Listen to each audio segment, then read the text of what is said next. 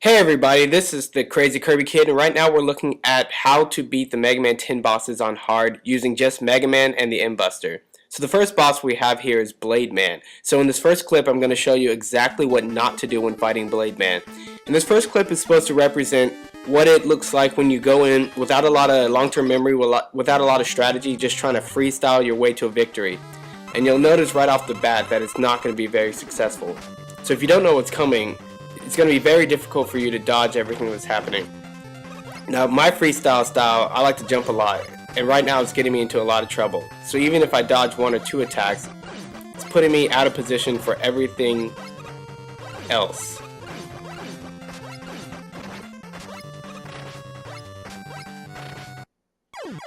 Not good.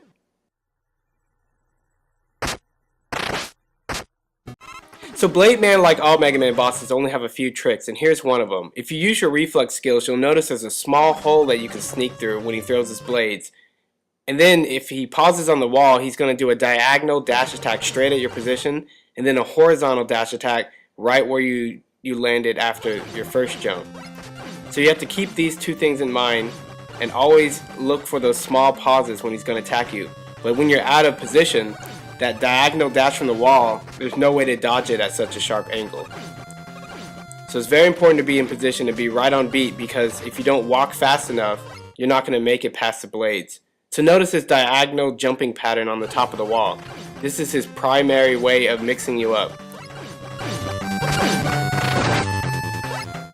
As far as the D-card skills go, it doesn't take a lot of dexterity to beat this guy, and because he only has a few tricks, you don't need a lot of strategy with your long-term memory. The timing is very strict, so you don't need to use a lot of reflex other than figuring out where the holes are in his blades initially. Learning how to maximize your damage is going to require a little bit of timing skills by throwing out those bullets a little early, but as you can see in this perfect run here, it's not too hard to master. Let's take a look. So here's what I'm thinking. Up on the wall, walk forward, dodge the blades, shoot, shoot, walk forward, dodge the blades, shoot, shoot, repeat until he does his pause. And when I see that pause, I'll know he's going for his off-the-wall mix-up. Otherwise, just keep repeating, play to win. Up, jump, shoot, shoot, and shoot. He's doing it again. He tried to do a double fake out. Not going to work. Especially with such an obvious tail. You just keep walking otherwise, and there's nothing you can do about it. This is a complete strategy for beating Blade Man, and obviously it becomes even easier when you use Commando Man's power to defeat him even more quickly. Speaking of Commando Man, let's look at how you beat this guy with a complete strategy. Now again, in this first video I'm going to show you what not to do and what it looks like when you don't have a plan or any idea of how Commando Man's mix-ups and traps work. So right now, like I said, I'm doing a lot of jumping and I'm trying to anticipate some of his jumps, but everything is just not working out. I don't know when to jump, I don't know where to go, I don't know how to dodge, and I'm just putting myself into more and more danger by not knowing. Bad move. So let's take a look at what my thought process was for developing a good, solid strategy. The first thing is to stop jumping around. That could get you into a lot of trouble fighting these hard Mega Man 10 bosses. So I need to learn how to walk, because walking is going to be one of your best moves to get out of situations. But if you're not careful, you can walk straight into a trap, so you got to know where to go. So now I'm thinking stay away from him, because I don't want to be trapped.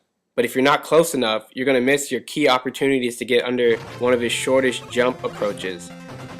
So right now I'm thinking stay far away, stay far away, stay far away, but then that could get you trapped when you're too close to a wall. So now we have to find the happy medium. It's staying close so that the missiles start to go down when they're further away from you and you have enough room to back up. But you still have to be close enough to jump under his short hop, so that's something you got to watch out for. So staying close, but being ready to get far or run underneath them is the primary strategy we're working with here. Commando Man can only do 4 things, and the higher he goes up, the more deadly he becomes, but the easier it is to react. So you have to play on the kind of the bleeding edge of danger.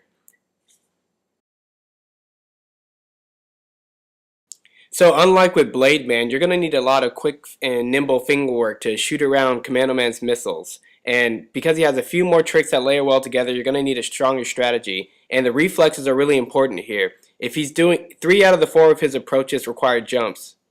so you can easily walk under them or trick out the missiles. But otherwise, his straight missile is the one you really have to use your reflexes and watch out for. Now everything else is just timing your bullets, because after he does his jumps, he's very vulnerable to attack. So let's look at what it looks like to beat him completely. Get close, back up, get close, back up. He's doing his jumping punch. Easy to react to because he did a high jump. Watch out, short hop, shoot, shoot, shoot.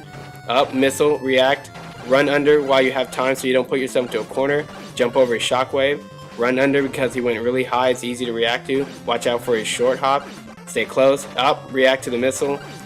Run underneath him because you don't want to be in a corner, and he's dead. All four of those things that we talked about, all of his tricks, just crumple when you have the proper footwork. Now we're looking at Strike Man, and Strike Man has a few moves just like Commando Man, but all of his moves are a lot more complicated to deal with. So let's take a look at what happens when you just kind of freestyle your way hoping for the best. Now the first thing I noticed when I first fought Strike Man was that the balls that he throws bounce around the room, and I just figured that they bounced around kind of like this. But then halfway through the match I realized that they're not just bouncing around at odd angles, they're actually homing in on Mega Man, kind of like Commando Man's missiles. And if you don't realize that on your first try, you're going to have a really hard time figuring out how to beat this guy. So one of the hardest parts about this boss battle is going to be playing in such a way to where you constantly avoid an attack that's homing in on you while avoiding and shooting at the boss. But if your dynamic visual acuity wasn't stressed enough, if you notice right here, the ball is white right before it kind of disappears, and that's when it's its most dangerous. So the other thing you have to look out for with Strike Man is his jumping patterns. And when he jumps high, he does a high-low, high bounce, which is kind of really easy to react to. But when he jumps short, he does a medium to quick horizontal bounce, and that's the one that's a lot harder to avoid. So while you're dancing around, leading the ball away from the places you want to be, you also have to keep in mind how the boss is about to jump at you. And this is his other tricky part. His diagonal down throw is really sharp, so one of your best ways to avoid it is to jump, instead of just running back and forth like with his horizontal ball strike. So with those kind of four mix-ups, he can layer together really dangerous traps, and you really have to be conscious of where his ball bounce is going to go so you don't lead yourself into a trap with your own walking motions. But you see what I did right here? There's a special way you can move in reaction to his jumps, where there's a sweet spot, hovering just inside the safe zone of his short bounce and being able to react to his tall bounce so you're safe from any combination that he does. So even if you're not quite aware of what he does, look how tight you can play as long as you keep that sweet spot in mind. And this is his final super special attack. See all these balls bouncing off the walls? Well, it took me a long time to figure out how to avoid these just because it's like information overload. But after like 15 tries, I finally found the hole and the optimum strategy, which involves jumping in the direction that he first throws the balls and hanging out in the corner.